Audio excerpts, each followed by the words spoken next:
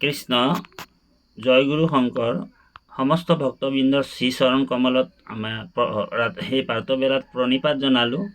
আজি নাম ৰহস্য কথনৰ যি পৰামাৰ্থিক তত্ত্ব, পৰামাৰ্থিক দৰ্শন, আজি নাম ৰহস্য আমি নামৰ মহিমা আমি যম ৰজাই নিজৰ যমদূতসকলক যি উপদেশ দিছিল নামৰ মহিমা ৰহস্য কথন।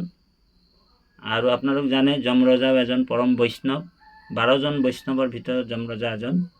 গতিকে এই নামৰ মহিমাটো কেনেধৰণৰ তেওঁ উপদেশ দিছে এই কথাটো আমি ক'ব বিচাৰিছোঁ পাঠৰ মাধ্যমত। আপোনালোক চাব শ্ৰীমদ ভাগৱত মহাপুৰাণৰ 6ষ্ঠ স্কন্ধ জামিল উপাখ্যান নাম ৰহস্য কথন। গুৰুজনাই মূল সংস্কৃতৰ পৰা ভাঙনি কৰিছে। আপোনালোক চাওক, এইটো বৰ সুন্দৰ এটা পদবন্ধ কৰিছে। নাম ৰহস্য কথন পদ। এই ৰাম নিগদতি হুক শুনি উক নিৰপবৰ, যমত পুছিলা দুনাই দাৰুণ কিংকৰ। একবাৰ উচ্চৰিলে নামৰ আভাস, কিমতে সমস্তে পাপ তাৰ ভৈলা নাশ। শ্ৰদ্ধায়ে সততে ভক্তি ভাবে নাম ধৰৈ, তাহাৰেহে সমস্তে পাতকে অকালে হৰৈ। হে ৰাম অনুদিনে আদৰে শৰীৰ নাম লবৈ, তাৰেহে পাতকে হৰে শাস্ত্ৰে কবৈ। অহৰ নিশে সুমৰিলে হবে পাপ ক্ষয়, পুৰাণত আছে হেন হে নিৰ্ণয়। ৰাম ভাগৱত শাস্ত্ৰ শুনিব ঠাই ঠাই, সেহিহে পবিত্ৰ নাম সুমৰে সদায়। ইয়াত মানে নিগজতি হুক শুনি উক নিৰপবৰ, যমত পুছিলা দুনাই দাৰুণ কিংকৰ। তেওঁৰ কিংকৰসকল, যমৰজাৰ যিসকল দাস আছিল, ভৃত্য আছিল, সেইসকলে কৈছে যে একবাৰ নামৰ উচ্চাৰণ কৰিলে পাপ দূৰ হয় বুলি আমিও জানো, আৰু শাস্ত্ৰতো এইটো লিখা আছে, কিমতে সমস্তে পাপ তাৰ ভৈলা নাশ। কিন্তু কথা হ'ল কি, তেওঁ নাম শ্ৰদ্ধাইতো লোৱা নাছিল, তেওঁ নিজৰ পুত্ৰৰ নামটোহে অশ্ৰদ্ধায়ে লৈছিল। গতিকে তেওঁ পুত্ৰৰ নামহে নাৰায়ণ ৰাখিছিল আৰু পুত্ৰকে মাতিছিল। গতিকে আমি জানি আছোঁ যে শাস্ত্ৰত, পুৰাণত লিখা আছে যে ঈশ্বৰৰ নাম সুমৰিলে মানে পাপ দূৰ হয়, এই কথাটো লিখা আছে। কিন্তু অহৰ্নিশে সুমৰিলে পাপ দূৰ হয় বুলি আমি জানো, কিন্তু তেওঁতো এবাৰহে নাম লৈছে আৰু এবাৰেই উচ্চাৰণ কৰিছে। গতিকে এবাৰ নাম ল'লে কি ফল পায়, কিয় ইমান তেওঁ ফল পালে, এই বিষয়ে মানে যমৰজাক প্ৰশ্ন কৰিছে। তাৰ উত্তৰতে যমৰজাই ক'ব, এই ৰাম হবে শুদ্ধ যেবে ক, নাম ললে মাত্ৰ, পূৰ্বত কৰিল কিয় প্ৰায়চিত শাস্ত্ৰ। ব্যৰ্থেহে বিহিলে জপ তপ তীৰ্থ ছয়, চেদিউক প্ৰভু এইটো মনৰ সংশয়।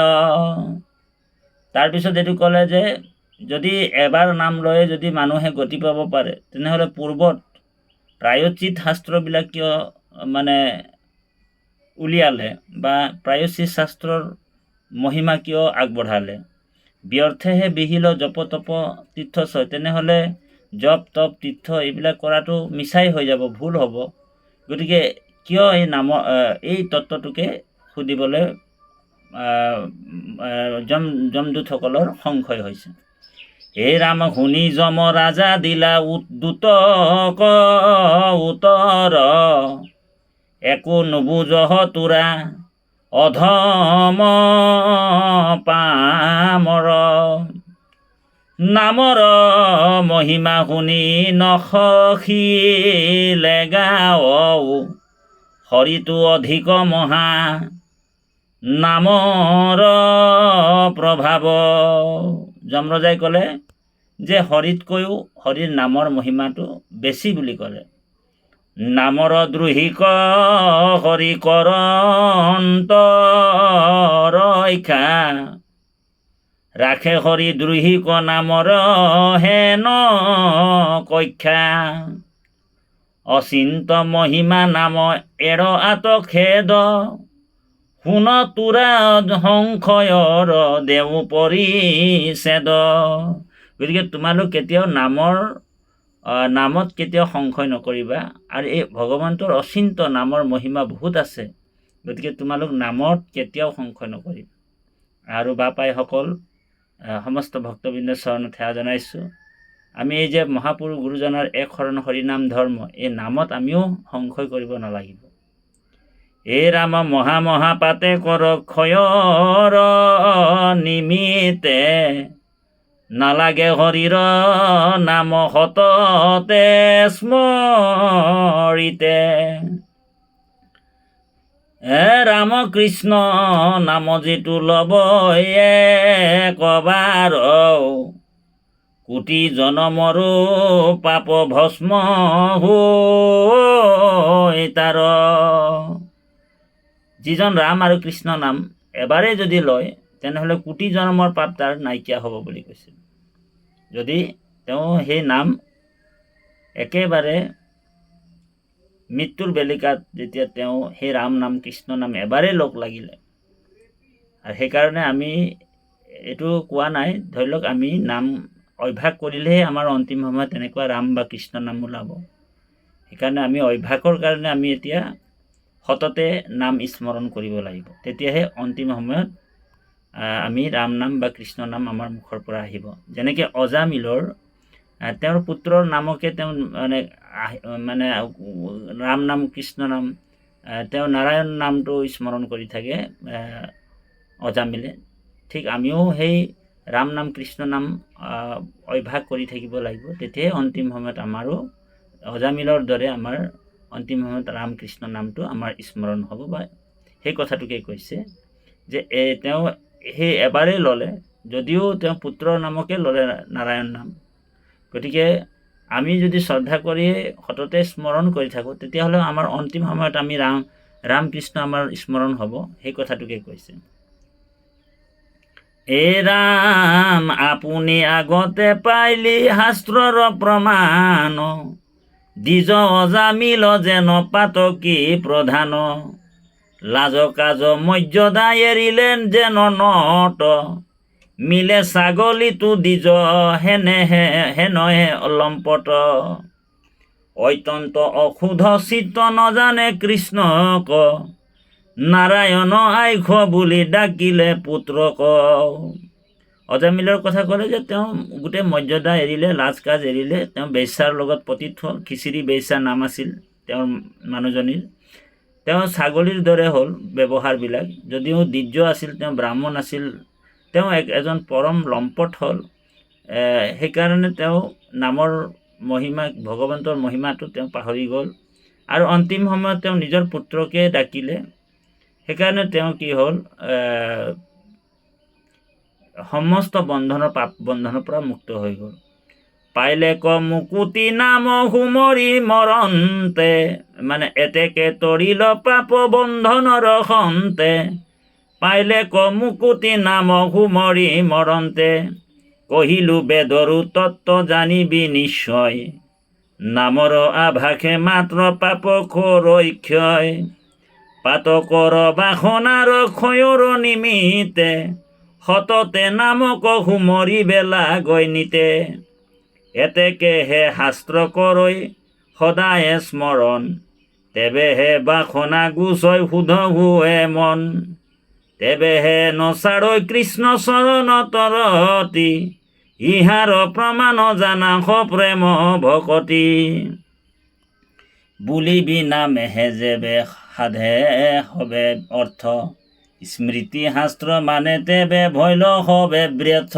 তেওঁলোকে প্ৰশ্ন কৰিছে, যদি কোৱা যদি তুমি নামেই যদি সকলো মুক্তি দিব পাৰে, নামেই গতি দিব পাৰে, তেনেহ'লে স্মৃতি শাস্ত্ৰবিলাক বেদান্ত এই শাস্ত্ৰবিলাক ব্যৰ্থ বুলি কৈছে। হে ৰাম হৰিৰ নামেহে পাৰৈ পাতক খণ্ডিত, কিয় ঋষি হবে বিষয় আন প্ৰায়চিত। তেনেহ'লে বেলেগ যে শ্ৰাদ্ধ পিণ্ড এইবিলাক কৰি আছে সেইবিলাক মিছা নেকি, সেই বুলি প্ৰশ্ন কৰিলে যমদূতসকলে। তেতিয়া ইয়াৰ উত্তৰটো দিছে যমৰজাই, ইহাৰ উত্তৰ দেও শুন দূতগণ, 12 জনীয়াত পৰে যত মহাজন, পৰম ৰহস্য হৰি নামক নজানে, বিহে আন প্ৰায়চিত কৰ্মক বখানে, যেন মৃত্যু সঞ্জীৱনী ঔষধতে হাৰ, মৰা কুজিয়াবৈ হেন প্ৰভাৱ তাহাৰ, হিৰাম মন্দমতী বৈদ্যে হবে তাহাক নজানি, আনেহে ঔষধ দেৱ ৰোগীয়া কয়ানি, মায়ায়ে মোহিলে নুবুজিল বেদবাণী, কৰ্ম কৰি অক্ষয় স্বৰ্গক সাধৈ প্ৰাণী,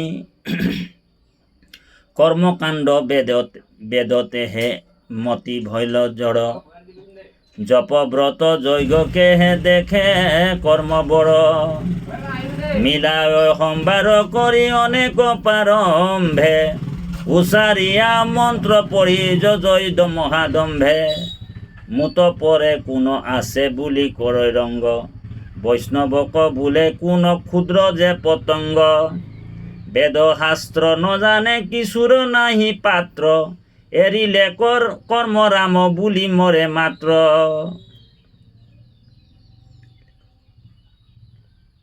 ভকতিক কৰি ফুৰে অনেক ধিক্কাৰ, কৰ্মীৰ নুগুচে সদা ক্ৰোধ অহংকাৰ, কৰ্ম কৰি নেৰাই যাতনা মহাক্লেশ, সিহেতু জানন্তা হবে নেদয় উপদেশ, তাহাৰ নিদান কহু শুনত দূতগণ, কৰ্মমলোচন কৰে অজ্ঞানীৰ মন, কৃষ্ণ হেন ঈশ্বৰক কিঞ্চিতে নজানে, তন্ত্ৰ মন্ত্ৰ কৰ্মক ডাঙৰ বুলি মানয়, অস্পৃষ্ট কঠিন মন্ত্ৰ দুষ্কৰ কৰ্মত, সদায়ে তাহাৰ শ্ৰদ্ধা নুগুচয় মনত, কোমল অক্ষৰ স্পষ্ট ৰাম কৃষ্ণ নাম, অল্প বুলি এৰয় বোলে আত কোন কাম, কৰ্ণেও নুশুনে আৰ কথা কখন্তে, নাম উপদেশ নেদয় এতেকে মহন্তে,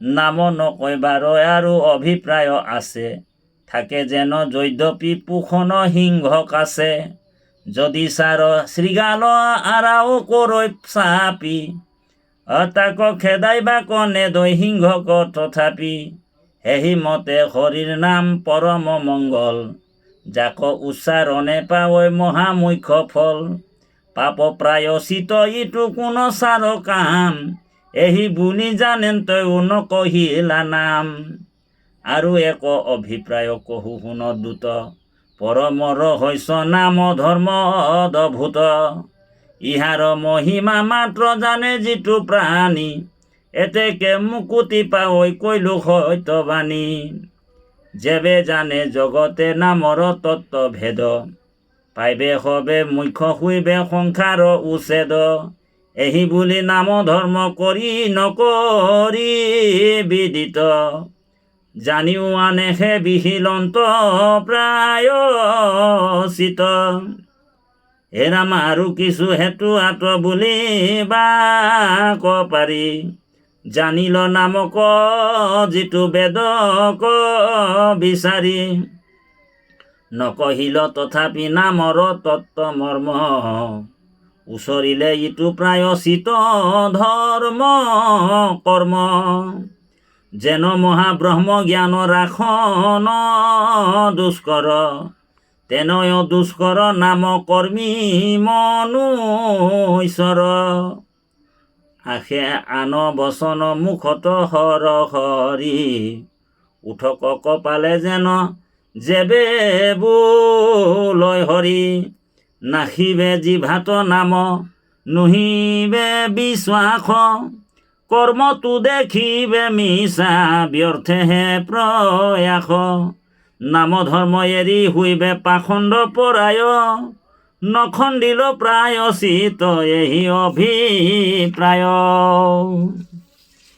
হে ৰাম ৰাম ৰাখিলন্ত কৰ্মকাণ্ড অজ্ঞানীৰ পদে কৰ্মী কণে ৰিব ঘূৰ পৰম আপদে উপজি মৰিবে মহাভুঞ্জীয়া নিকাৰ কোটি কোটি কল্পে নাহি কৰ্মীৰ নিস্তাৰ জন্মে জন্মে কৰি আছে পাপৰ পৰ্বত আজুৰন্তে নাখে নাম তাহাৰ মুখত নলবে সন্তৰ সংগ সি কাৰণে ৰণ্ড জানিবাহে সিহে নিজ পৰম পাখণ্ড জন্মে জন্মে যিটো আৰাধি দিয়া আছয় হৰি তাহাৰ জিভাত নাম আহে হৰ হৰি তাৰ কৃষ্ণ কথাতে উপজয়াতি ৰস সিয়ে ভাগ্যৱন্ত গাৱৈ হৰি গুণ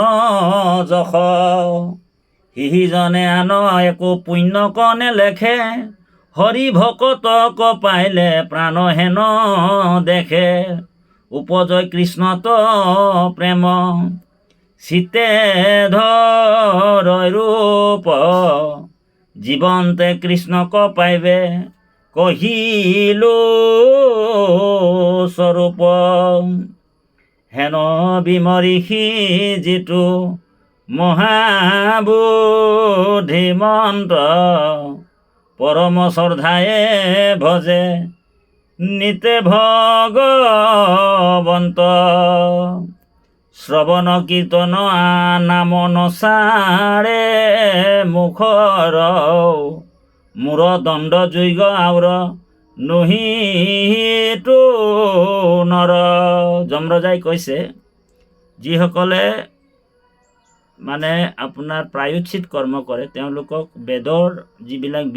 বেদৰ যিবিলাক কৰ্ম আছে শ্ৰাদ্ধ পিণ্ড যাগ যজ্ঞ পূজা পাতল এইবিলাকতে তেওঁলোকৰ ৰতি কাৰণ নামৰ মহিমা আমি 12জনহে জানো আৰু এতিয়া একেবাৰে শেষত মনুষ্যই এই নামৰ মহিমাটো পালে গতিকে 12জন বৈষ্ণৱৰ ভিতৰত কোন কোন জানে বুলি কৈছে ইয়াতে ওলাই গ'ল ইয়াতে বৰ ধুনীয়াকৈ ওলাই গ'ল যে আমি 12জন ভকতেহে এই নামৰ মহিমাটো জানো ইয়াত কৈছে চাব ইয়াতে পৰম ৰহস্য নাম ধৰ্ম এইটো ইয়াৰ মহিমা মাত্ৰ জানে যিটো প্ৰাণী আৰু এই নামৰ মহিমাটো মানে সকলোৱে বুজি নাপায় কেৱল 12জন বৈষ্ণৱৰ ভিতৰত যমৰাজাও পৰিছে সেইকাৰণে নামৰ মহিমাটো কৈছে যমৰাজাই কৈছে যে ব্ৰহ্মা মনোহৰ কপিল কুমাৰ শুক ভীষ্ম বলি ৰায় প্ৰহ্লাদ নাৰদ জনক আমিহি 12জন সমুদায় হৰিৰ নামৰ গুপ্য মহিমাক জানি আছো শুদ্ধভাৱে যাক আচৰিলে থাৱত বহিয়াক দুৰ্লভ মুকুতি পাৱে সেইকাৰণে ইয়াতে কৈছে যে এই যে ভগৱন্তৰ নাম যে ব্ৰহ্মা আৰু শিৱও কেনেকৈ লৈ আছে এই কথাটো ইয়াত দিছে এয়া 4 মহাহিতু সিদ্ধৰ হাতত ভুঞ্জাইব এয়া দুতৰ বচন শুনি বুলিলান্ত জমে থিৰ কৰি মতি জাত অধিকাৰ আমাৰো কহিব শুনিব দ্ৰুত সম্প্ৰতি ব্ৰহ্মা মহাদেৱ যাক কৰে হেব আচন্ত কৃষ্ণ ঈশ্বৰ তাত পৰে আৰু দেৱ কেহু নাহি আমিও যাৰ কিংকৰ হনক সনাদন সিদ্ধে আৰাধন্ত যাহাৰ পদ কমল হেনন মাধৱৰ চৰণ সেৱাত বিমুখ যিটো নিষ্ফল নৰকৰ পথ ইটো গৃহবাস আতেহে ৰতি সদায় তাক ধৰি আন পাতকী প্ৰধান তাতে আছে মোৰ দায় গতিকে এই কৃষ্ণ নাম মহিমাটো এই কথাটোকে যমৰাজাই এতিয়া ক'ব দূতসকলক বৰ সুন্দৰভাৱে কৈছে যে যাৰ নেকি কোটি কোটি জন্মৰ পুণ্য আছে তেওঁলোকৰ জিভাতে ৰাম নাম কৃষ্ণ নাম অহৰ্নিশে আহিব এই কথাটোকে যমৰাজাই কৈছে আৰু কৈছে নকৰিবা পাপ যিটো চিত্তত আহ্লাদ যদি বা তাহাৰহি যে পাতে প্ৰমাদ হৰি নাম কীৰ্তনে তেখনে হুৱই নাশ পাপী হেন বুলি তাৰ নাচাপিবি পাশ। তেওঁ যদি ভকত হৈও যদি কেনেবাকৈ তাৰ প্ৰমাদত পাপো হৈ যায় তথাপিও তেওঁৰ কাষলৈ নাচাপিবি, কাৰণ তেওঁ হৰিনাম কীৰ্তনতে আশ্ৰয় লৈ আছে সেই বুলি কৈছে। কাৰণ জানিও কিছুমানে পাপ কৰে, নজানিও কিছুমানে পাপ কৰে। গতিকে কেতিয়াবা ভকতৰো হস্তিৰো যেনেকৈ মানে সজ্জনৰ বুৰে নাও হস্তিৰো পিছলে ভৰি বুলি কয়, এই সজ্জনৰ বুৰে নাও হস্তিৰো মানে ভৰি পিছলে বুলি কৈছে। গতিকে সেইকাৰণে কেতিয়াবা প্ৰমাদত হয়তো পাপ হৈ যাব পাৰে, তেতিয়াও কিন্তু তথাপিও তোমালোক কিন্তু সেইসকলৰ ওচৰত ভকতসকলৰ যি নাম লওঁতাজনৰ তোমালোক কাষ নাচাপিবা বুলি কৈছে। শুন দূতগণ কহোঁ হিত হে বচন কৃষ্ণ তই একান্ত চিতে পখী শৰণ ঐৰ পৰা ময়ো আমানা কৰোঁ প্ৰতিনিত দেৱহিদে তাহাৰে গাৱৈ গুণ গীত তাসাম্বাৰ নাচাপিবি সমীপ কিংকৰ লগে ফুৰৈ কৌমদ কি গদা গোবিন্দৰ পাইলে সাৰ মুণ্ড ভংগুণ্ডি কৰিবে কোবাই কহিলো স্বৰূপে পাছে মুত দুখ নাই। গতিকে যমদূতসকলক বাৰণ কৰিছে যে তোমালোক তাত আৰু কেতিয়াও নাযাবি, নহ'লে মোৰ বাক্য যদি তোমালোক অৱহেলা কৰিবা তেনেহ'লে উপায় নাই। কাৰণ ভকতৰ পিছে পিছে কৌমদী গদা লৈ ভগৱান নিজেই গৈ থাকে।